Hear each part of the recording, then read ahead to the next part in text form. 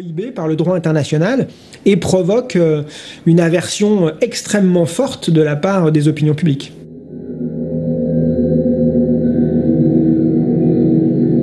Avant la fin de la Grande Guerre, le Comité international de la Croix-Rouge s'en fait l'écho.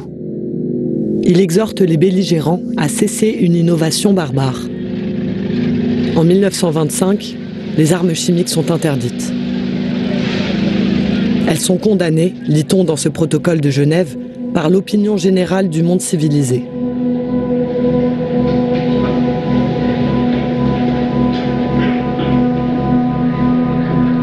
La France est la dépositaire de cet accord, la première des 135 nations à le signer. La fabrication, en revanche, reste autorisée.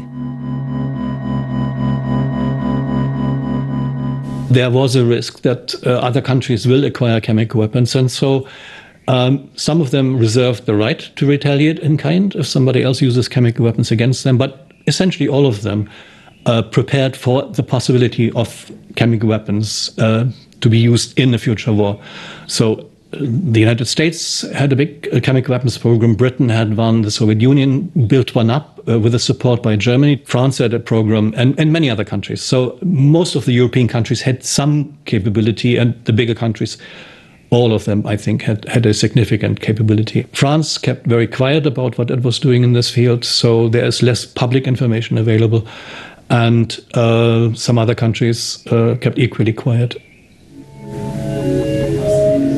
Donc, officiellement, les armes chimiques sont interdites. Il n'existe aucune mention nulle part de leur usage par la France après les années 1920. Sur la guerre d'Algérie, c'est le silence. Aucun militaire ou homme politique n'a accepté de le commenter, sauf un, Alain Richard, ancien ministre de la Défense. Je ne vois pas au cours du demi-siècle qui a précédé les situations dans lesquelles la France aurait utilisé en conflit les armes chimiques. Et je pense que chaque pays a des difficultés à assumer les éléments choquants ou critiquables de son passé et que nous n'échappons pas à ça. Oui. Face au malaise institutionnel, il reste les traces écrites. Ordre militaire, compte rendu opérationnel, journaux de marche. Ils sont là, conservés dans les archives publiques françaises.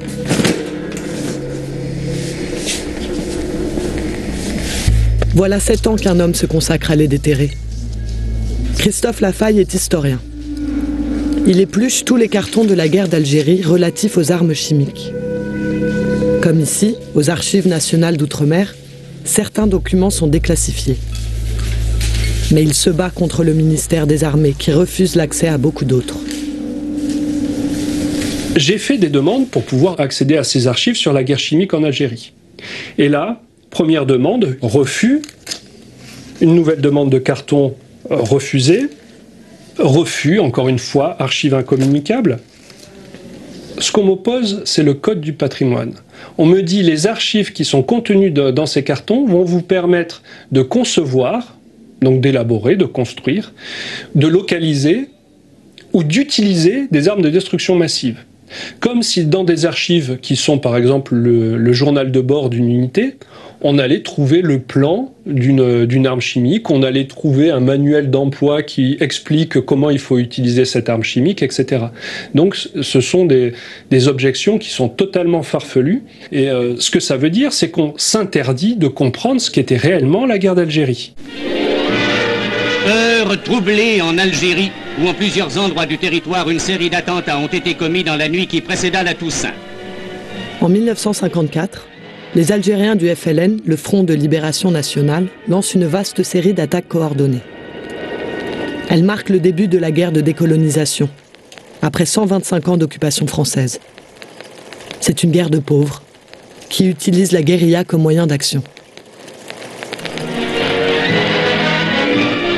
À Batna se sont déroulées les obsèques des 3 soldats du camp militaire, assassinés alors qu'ils montaient la garde. La France de la 4e République veut maintenir l'ordre. Elle l'annonce par la voix de son ministre de l'Intérieur à l'époque, François Mitterrand. Cependant, il semble bien qu'à travers toute l'Algérie, on ait voulu lever le peuple contre celui qu'on appelait l'étranger ou l'occupant, le français. Et il faut que les populations comprennent qu'elles doivent nous aider ou bien qu'elles s'exposent par la force des choses et malgré notre volonté à souffrir davantage. Il est donc de notre devoir à nous de faire peser la force du côté de l'ordre, du côté de la France, du côté de la concorde entre les citoyens. On parle de fellaga et de complots organisés par certaines ligues musulmanes. Les combattants sont désignés hors la loi. La France veut garder l'Algérie à tout prix. Je crois que le calme sera vite rétabli.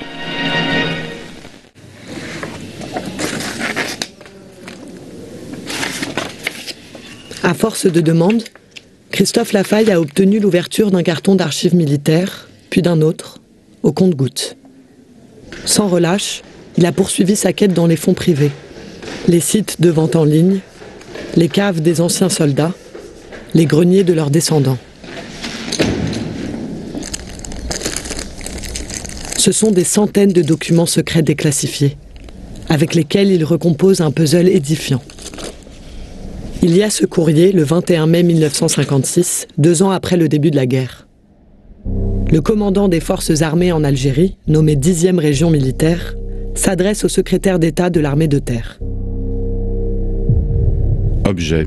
Utilisation des moyens chimiques. Le colonel des armes spéciales m'a rendu visite. Il m'a annoncé qu'il avait obtenu votre accord de principe relatif à l'utilisation des moyens chimiques en Algérie. Selon l'opinion du ministre résident, j'ai l'honneur de vous rendre compte de ce que cette haute autorité vient de me faire tenir son accord à ce sujet. Le gouvernement français vient d'autoriser l'usage des armes chimiques. L'armée s'inquiète de savoir comment combattre son ennemi dans les refuges montagneux, nombreux en Algérie. 3 mois plus tard, l'état-major fait un premier bilan. Étude de la politique générale d'emploi des armes chimiques en Algérie. Infection des grottes. L'infection par grenade est possible. Les résultats des essais en cours et bientôt terminés permettront de définir le produit à utiliser. Stock ancien de chloracétophénone, chandelles sternutatoires. Ce sont des stocks hérités de la Première Guerre mondiale. Plaquettes incendiaires. La production en grande quantité ne pose pas de problème particulier. Derrière ces documents, on trouve vraiment la réflexion scientifique à base d'expérimentation, de validation de l'expérience et de mise en œuvre sur le terrain. Donc là, vraiment, on est sur une politique qui est pensée, qui est réfléchie, qui est expérimentée et qui est ensuite généralisée. 6 mois plus tard, l'état-major passe à l'action. Un ordre est envoyé de Paris. Création d'une unité arme spéciale en 10e région militaire. Cette batterie sera entretenue en personnel appelé.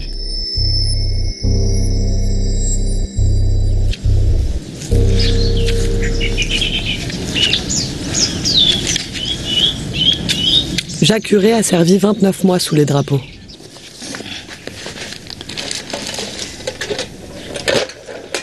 Pâtissier de son état, il espérait aller aux cuisines. Il est détaché à cette fameuse batterie armes spéciales.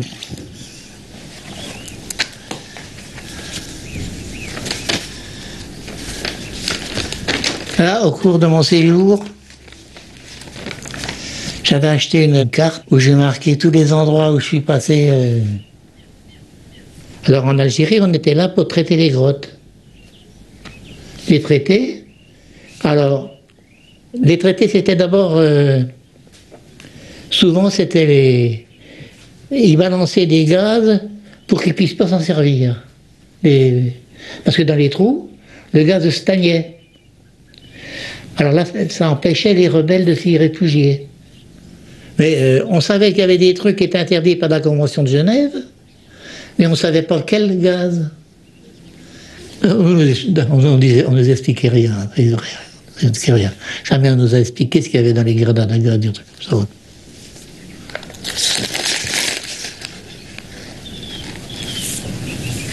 Ça, c'est la batterie armes spéciales. Ça, c'est en opération à Saf-Saf. Les sections partaient chacun leur tour. Il y a des hélicoptères qui nous emmenaient sur une opération. Quand on partait en opération, il y avait un sous-officier de carrière, 1 ou 2, et le reste, c'était des sous-officiers comme moi, et puis des troufions. Mais des engagés, il n'y en avait pratiquement pas, on n'était que des appelés. Ça, c'est une grotte qu'on a fouillée et servait d'hôpital militaire aux rebelles. Ça, c'est quand on chargeait les pimes. Les pimes, c'était des prisonniers. Et c'était eux qui portaient notre matériel. Et quand on était équipé, on avait un casque léger. Allez voir comment on était équipé. On n'avait rien. Et les masques à gaz. On avait juste les masques à gaz.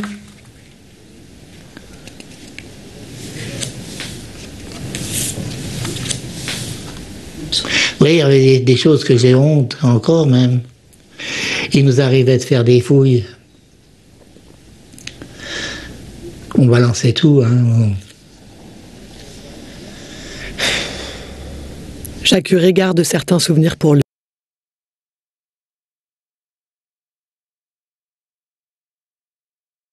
Chaque curé garde certains souvenirs pour lui. Il en sort d'autres, comme ce journal de marche des opérations, écrit par un soldat de la batterie armes spéciales. Alors, je ne sais pas si je dois vous montrer ça. Alors, c'était un carnet de liaison qui a été fait... Il y a marqué les opérations, vous voyez. Hein. Adieu, salle, boyau, galerie. La paroi verticale est là à 3 mètres de l'entrée. La paroi verticale est là, à 3 mètres de l'entrée. Le seul qui a pu rentrer se replie. 13 heures. La grotte est occupée par les hors-la-loi. Un prisonnier qui servait de guide au 14e régiment de parachutistes a été capturé par les hors-la-loi. La grotte est infectée à 14 heures.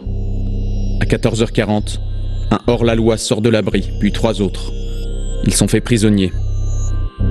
À 16h20, le sergent décide d'explorer la grotte. La densité des gaz ne permet pas la progression dans la grotte. Avant d'utiliser ces armes spéciales, les soldats y étaient formés.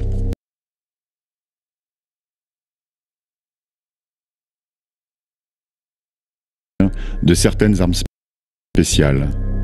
Les gaz de combat, les armes biologiques. Leur emploi ne pourrait donc être justifié qu'à titre de représailles dans le cas où elles auraient été employées sans équivoque par l'ennemi sur des troupes ou populations françaises ou alliées. Voilà.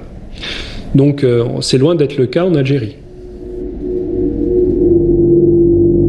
Les indépendantistes n'ont pas d'armes chimiques. Ils utilisent les territoires montagneux à leur avantage pour se déplacer, se cacher et attaquer. Les souterrains sont un atout tactique. En 1957, ils sont peut-être 90 000 Algériens à combattre.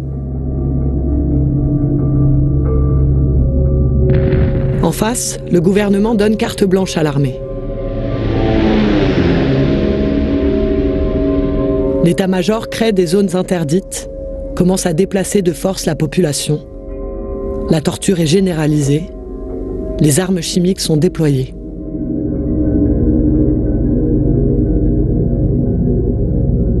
Très rapidement, en fait, c'est plus d'une centaine d'unités qui vont être créées partout en Algérie et qui vont utiliser ces moyens chimiques.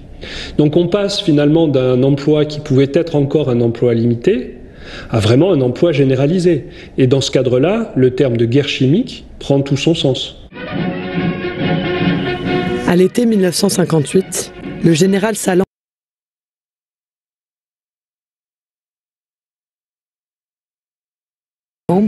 il s'adresse directement au ministre des Armées pour souligner l'importance des armes chimiques. Utilisation des armes spéciales pour le maintien de l'ordre en Algérie.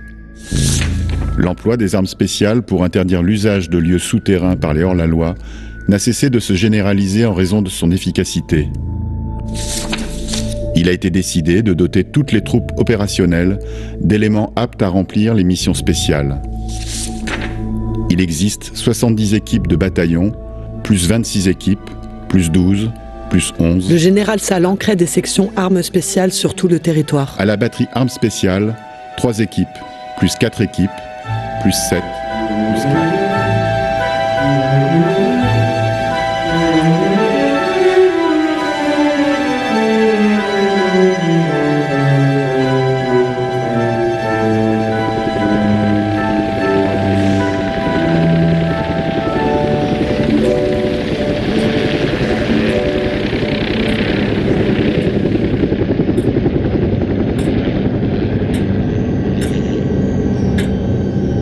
La grotte, on savait qu'il fallait la fouiller.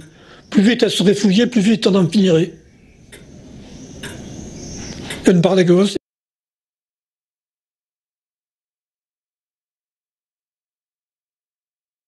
D'inconscience. Si vous posez des questions, vous ne rentrez pas. Alors, notre tactique, c'était ça. La fouiller, la gazer, et si possible, faire sauter l'entrée. Quand elle était occupée, c'était plus difficile, mais ils savaient qu'ils allaient mourir gazés. Ils se rendaient. Après, c'était plus notre ressort. Hein. Jean a passé 28 mois en Algérie. 10 mois en section grotte dans le massif des Aurès.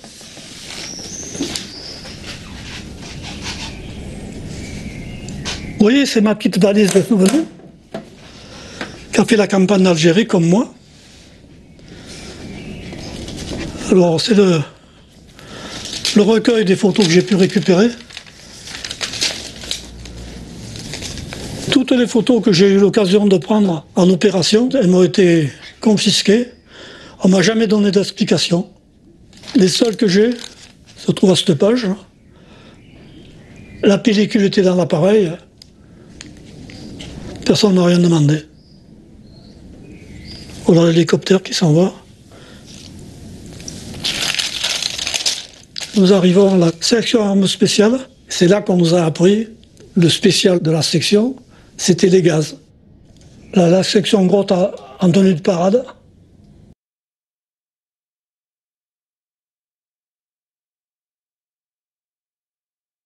On se retrouvait avec des brûlures partout où on transpirait. Alors on a protesté, et c'est là qu'on nous a fourni des combinaisons étanches.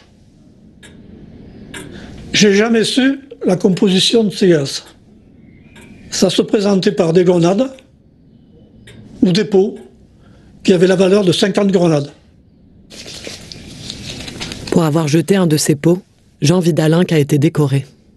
Sapeur de section armes spéciales, courageux et volontaire pour toutes les missions dangereuses, a secondé avec une rare efficacité son chef d'escouade, permettant ainsi la mise hors de combat de 10 adversaires.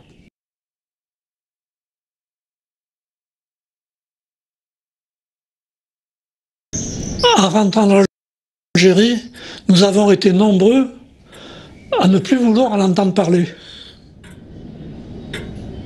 C'est fini. D'ailleurs, personne ne nous a rien demandé. Ça a été un mutisme total. Je ne me suis pas endormi une fois, en 60 ans, sans passer à la guerre d'Algérie.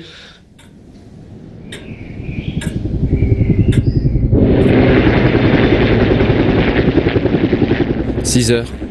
Le sous-lieutenant sort avec une équipe de la section armes spéciales pour la réduction d'abris souterrains. Arrivé sur l'objectif le 4 mai à 14h45, la grotte est occupée par 11 hors-la-loi, dont plusieurs officiers. Ravitaillement important, une machine à écrire, un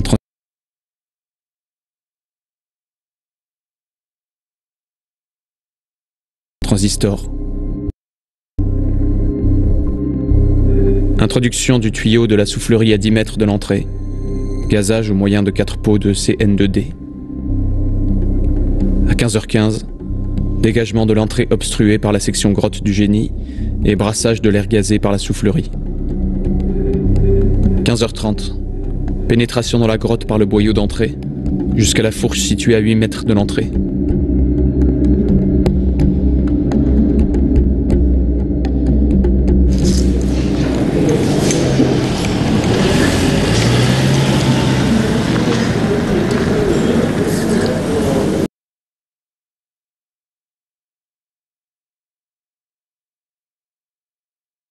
Parce que pour entrer dans les trous à rats, il ne faut pas être gros, hein.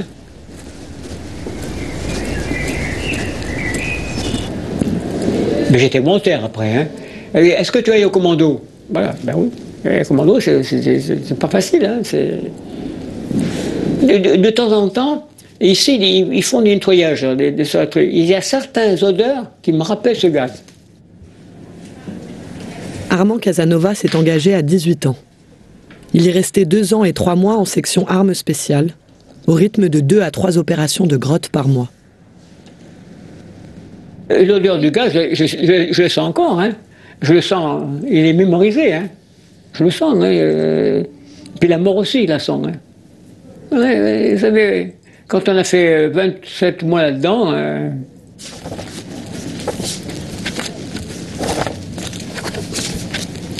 Ça, c'est la section du commando, la section en son complet.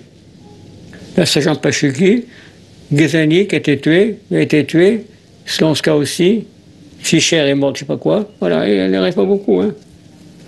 Enfin, une fois, j'ai fait une grotte, c'était, je ne sais plus quel endroit, je suis rentré dans la grotte à 2 h du matin, j'en suis sorti à 15 h. 6 heures là-dedans, je ne me suis pas rendu compte. Hein. On fait celui qui n'a pas la trouille, ben la trouille. Je peux vous dire, excusez ma expression, on bande. On est vraiment le cœur qui bat.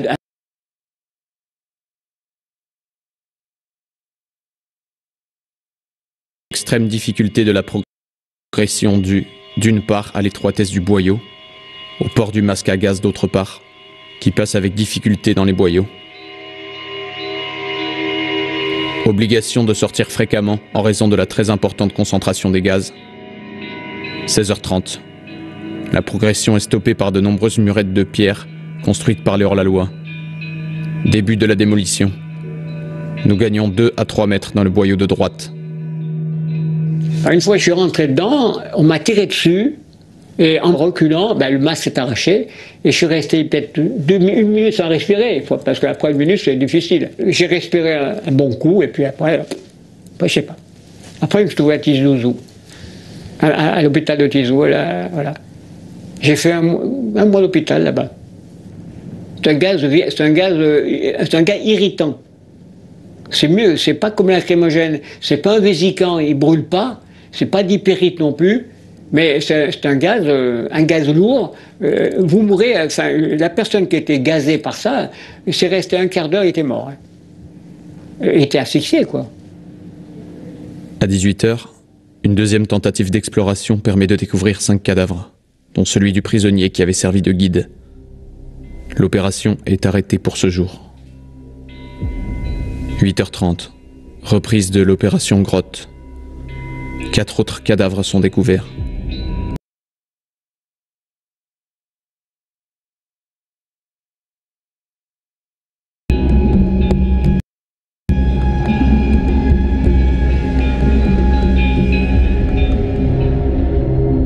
C'est des gaz qui étaient assez lourds, qui s'accrochaient aux parois. C'est comme de la poussière sur les murs. Si vous bougez, voilà. Et ça se répartit dans la grotte. Elles sont inutilisables pendant au moins 10 ans, 12 ans. Ce gaz porte un nom, CN2D. Christophe Lafaille en a retrouvé la trace dans les archives militaires. Les munitions portaient un code de couleur selon les mélanges qu'elles contenaient et les quantités, de 70 grammes à 5 kilos. Grenade, CN2D, 160 grammes, gris, ceinture verte et violette. Chandelle, 5000 grammes, CN2D, violet dans macaron violet. Roquette, chloracétophénone plus diphénylaminochlorarcine.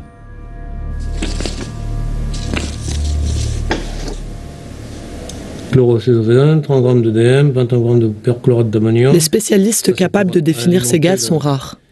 Plus encore ceux qui acceptent de nous répondre. Claude Lefebvre est retraité de l'armée française, spécialiste du nucléaire et du chimique. Une émission régulière de 22 minutes quand même. Donc vous imaginez le volume que ça... Alors, le CN2D, vous avez un mélange de dérivés.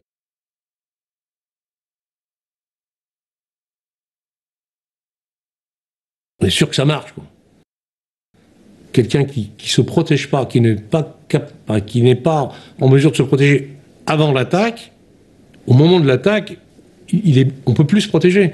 Et il va vomir, il va pleurer, il va avoir les poumons qui le brûlent. En fait, c'est fini, quoi. Le but, toujours, ce but initial, c'est d'empêcher la cible de pouvoir se protéger. C'est ça, le but final. Alors, pour s'en protéger, il n'a qu'une solution, c'est de sortir. de quitter l'atmosphère viciée, ou s'il veut persister à rester, ben il en meurt.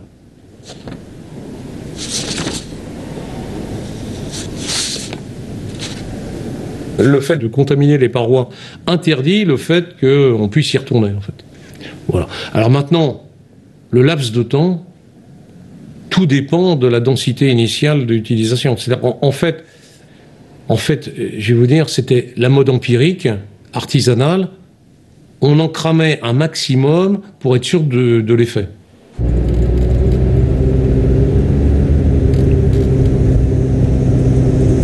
Dans le massif des Aurès, à l'est de l'Algérie, le CN2D a laissé son empreinte indélébile. L'armée française a gazé plus de 150 villageois réfugiés dans la grotte de Ouchatour. Seuls les plus jeunes ont survécu.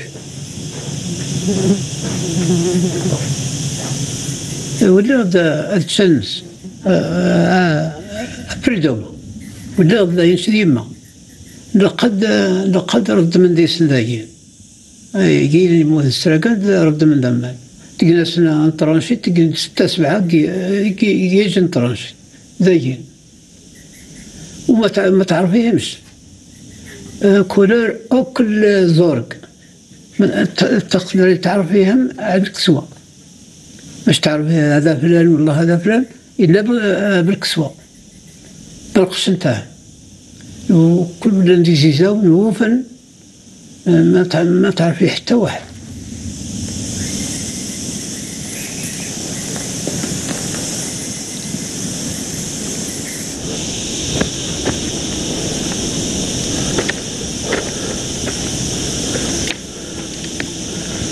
Le lendemain, je suis venu à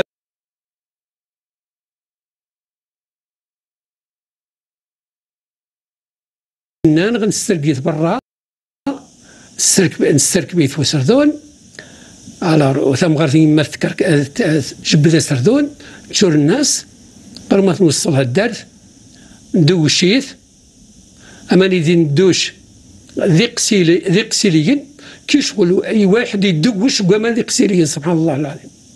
ومن بعد نزيد لك ثاني عليه كيفاش احنا استبقينا هما يضربوا قولها هكذا بولنا في البوط هما يضربوا احنا نحيو القماش نحطوه ولهذا احنا الستة هذوك ما تأثرش علينا الغازات السامة ما تأثرش علينا احنا لا صغار مازال هبطونا داونا فرنسا انسحبت هو احنا وصلنا له حوالي نصف كيلومتر واحد 500 متر هما فجروا الغار. شوف 118 شهداء ماتوا هنا في الغار. Alors qu'on est retourné, on a entendu de partout تليادنت الخرائط القنشة وتليادنت إلا مكشاس نقرتين هاي النساء يبكيو من كل الديار ما كانش دار اللي ما فيهاش النساء يبكيو باسكو تو الموند ا بيردو ان ممبر دو سا فامي. يعني سايتي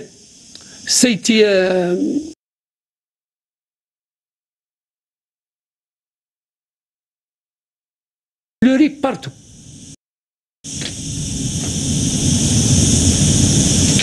ودفن نديس الشهداء الذين دفنهم ديالو كلشي حتى لانديبوندونس هذيك الساعه وسين السلطات وسين كل الناس وجبدوهم ودوهم في الصناديق وكلش ودوهم داروا لهم مقبره.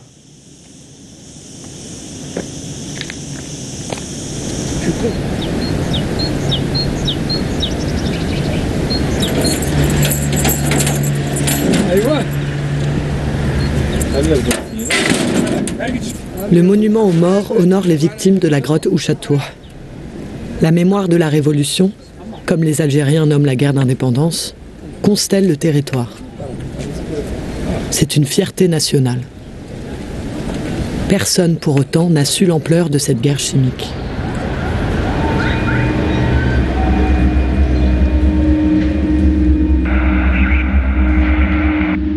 En 1959, 2 millions d'Algériens sont déplacés de force. l'armée française lance de gigantesques opérations pour détruire les derniers sanctuaires de l'armée de libération nationale. C'est le plan Chal, tactique militaire, dont l'emploi des armes chimiques. Le général commandant en chef des forces en Algérie a prescrit une réorganisation des armes spéciales. Les sections grottes sont un atout capital pour le général Chal. Chaque section est composée d'un groupe de commandement et de 3 équipes semblables de traitement. Son effectif est de 38. Le général commandant en chef, attachant personnellement une importance particulière à la formation des sections armes spéciales de zone, en appelle à l'attention des généraux. Général d'armée aérienne, Maurice Chal. Il systématise l'usage du chimique. Même les grottes inoccupées sont gazées pour empêcher toute utilisation. Chaque grotte traitée fera l'objet d'une fiche de renseignement détaillée établie par le secteur intéressé. Christophe Lafaye tente de recenser toutes ces opérations. Un travail dantesque. Peut-être 8 à 10 000 gazages dans les reliefs algériens. Il en a localisé 440. À peine 5%.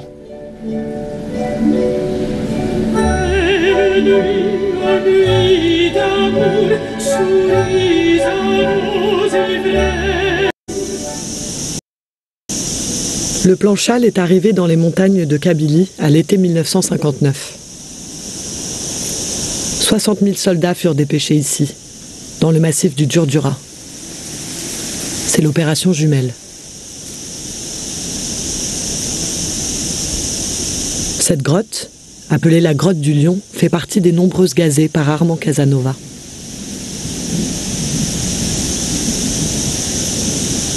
Ould Zawache Latamen était en face. Il a combattu 4 ans avec l'armée de libération nationale.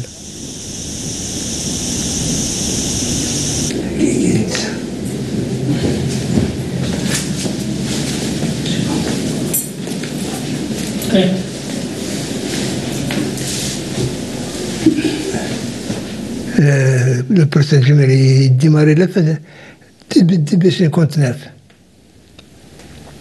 Et ملي حرص ملي خاطر الشعب جماعتنا كون تنصرف لا سنة تدرين جماعتنا الناس ما يجي الجيش سفونت لي بياس غالي كراتاكي باش هاد كوبرنت اللي حوالينا غرزة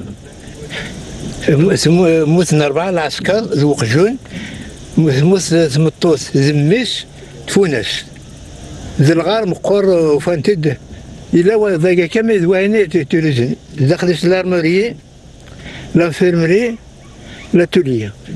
Là, que l'administration, les machines, le carab, كذا. الثلاثة تحت الجسد كتصل المرأة ذلك.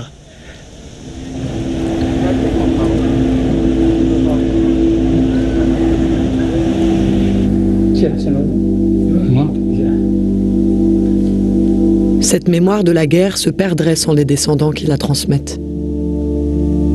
Mohamed est le fils d'un ancien combattant tué au combat en 1960. Il recueille la parole de ses derniers camarades d'armes, du village d'Aït Mislayn.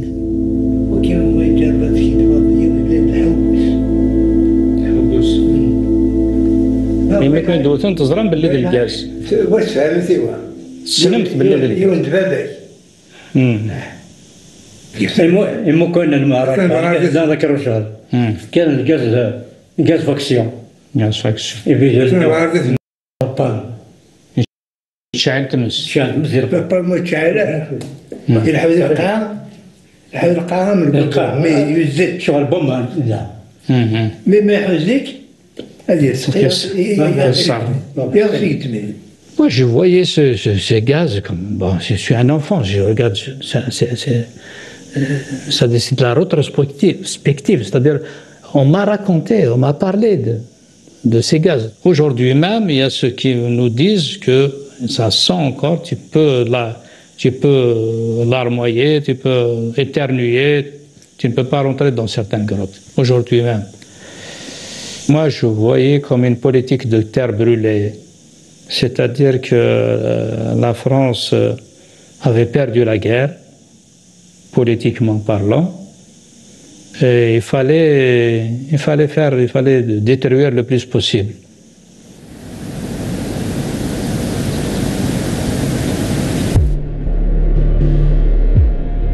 En mars 1962, les négociations aboutissent. Le gouvernement provisoire algérien et le gouvernement français signent l'arrêt des combats. Avec les accords d'Évian, ils entérinent la fin de 8 ans. Dans le plus grand secret, un autre accord est passé à Évian. L'armée utilisait depuis les années 30 le territoire algérien pour tester toutes ses munitions spéciales, nucléaires, biologiques et chimiques. Le général de Gaulle tient à continuer. B2 Namous, la base réservée aux chimiques et aux biologiques, est conservée par la France. B2 Namous, c'est au Sahara. Et au Sahara, comme on le sait, il n'y a pas beaucoup d'habitants. Et les expérimentations de la France à B2 Namous ne gênaient pas du tout l'Algérie. Au contraire, je dirais au contraire parce que ça apportait autour de B2 Namous une certaine activité qui a disparu complètement quand nous avons fermé le centre. Si Pierre Mesper n'avait pas été ancien Premier ministre, je pense qu'il aurait été sous le coup de la violation du secret défense, puisqu'il a révélé ce que beaucoup de gens savaient à propos du programme militaire chimique français, et notamment en Algérie. Mais cette base a continué à fonctionner bien après l'indépendance algérienne.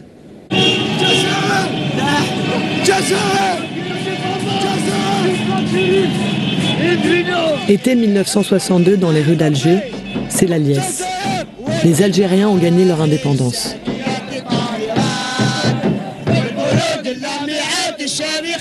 L'armée française se retire. Les anciens combattants se murent dans le silence. Les archives sont classifiées. Il faut attendre la fin de la guerre froide pour un désarmement mondial. La plupart des États vont s'accorder ici, à Paris, en 1993, pour interdire définitivement les armes chimiques, même leur fabrication. L'initiative vient de la France, à la demande du président de la République, François Mitterrand. Mesdames et messieurs, l'essentiel a été dit.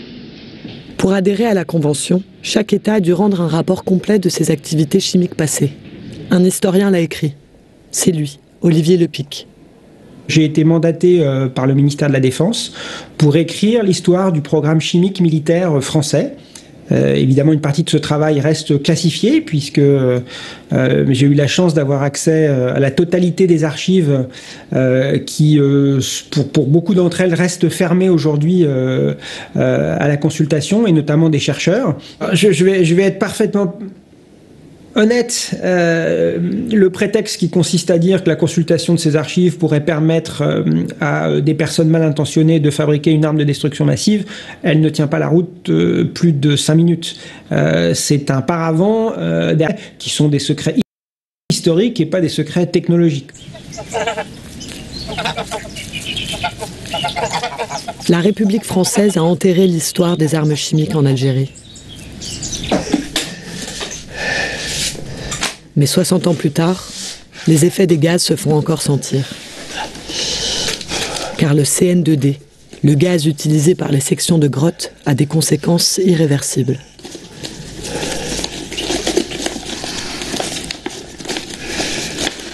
Je m'appelle Carnino Yves, je suis né à Belfort, je suis issu d'une famille de militaires. C'est pour ça que la patrie, on apprenait la patrie, on apprenait la France. C'est sacré pour moi. La vérité et l'honneur.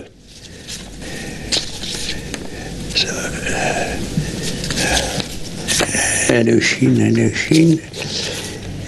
Ah ben, en Algérie, j'ai servi pendant 4 ans. Ça c'est la section grotte, hein, ça. Les gars, j'avais. Et cette grotte, on est tombé, là, il y en a un qu'on a foutu en l'air, qui a pris une balle dans la tête, d'ailleurs. J'ai employé 3 pots de gaz, 15 000 mètres cubes. Ils ont brûlé les mecs qui étaient dedans. Il y a des mecs, quoi. Elles ont plus leur travail vis-à-vis des gros poumons et puis du cœur, de la circulation de sang. C'est-à-dire ça devient du cuir. Sur le 2000 à 2500 que je connais, moi, que je sais qui ont passé dans les grottes, il n'y a pas beaucoup de personnes qui ont pu parler.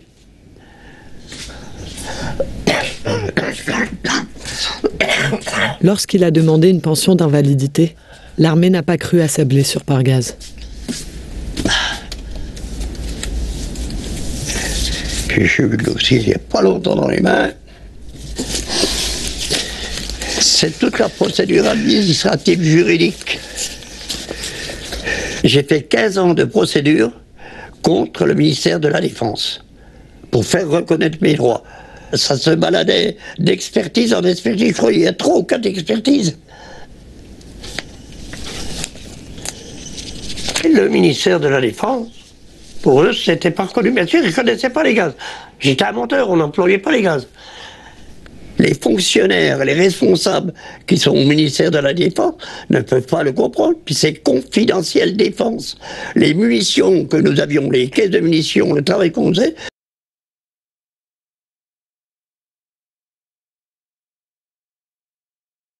Yves Carnino a réuni des témoignages et des archives. Enfin, le ministère a reconnu qu'il avait été gazé au combat. Une brèche a été ouverte. Là-dedans, c'est tous des gens qui étaient comme moi. Hein? On l'a tué par des gaz. Et ça me suit encore maintenant, ça.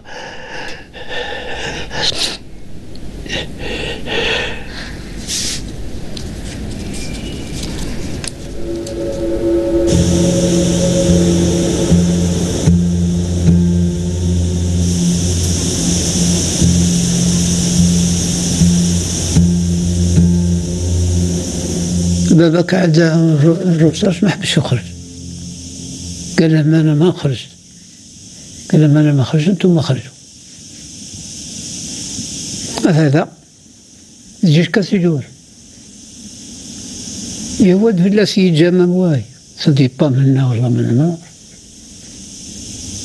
هو ما تقاوش وصوفي في السريقن ماشي وحدس لأن خيام بعد بري في السبعينات زادوا خرجوا واحد خمسة اللي خرجوهم هو كان مازال هنا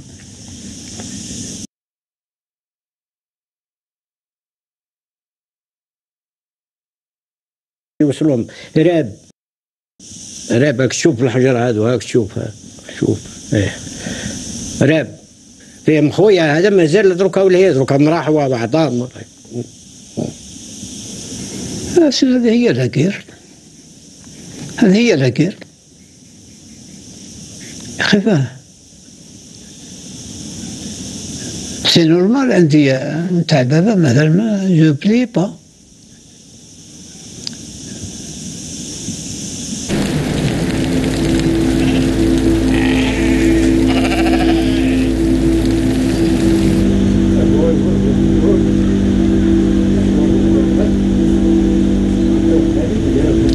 Ce qui s'est passé, on ne pouvait pas le réparer. Seulement, ce qu'on souhaite aujourd'hui, c'est qu'il y ait un apaisement, qu'on regarde les choses d'une façon un peu plus sagement, reconnaître ces crimes. Il faut reconnaître ces crimes. Les reconnaître, c'est déjà un pas en avant.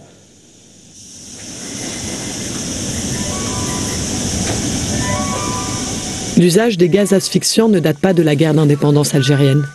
Il trouve racine avant. En 1845, lors des débuts de la colonisation, les soldats français utilisèrent les fumées toxiques pour les déloger. Une de ces opérations, nommée enfumade, fut décrite par un officier. Rien ne pourrait donner une idée de l'horrible spectacle que présentait la caverne. Tous les cadavres étaient nus, dans des positions qui indiquaient les convulsions qu'ils avaient dû éprouver avant d'expirer. Le sang leur sortait par la bouche. Mais alors le problème était résolu. On n'entendait plus aucun bruit.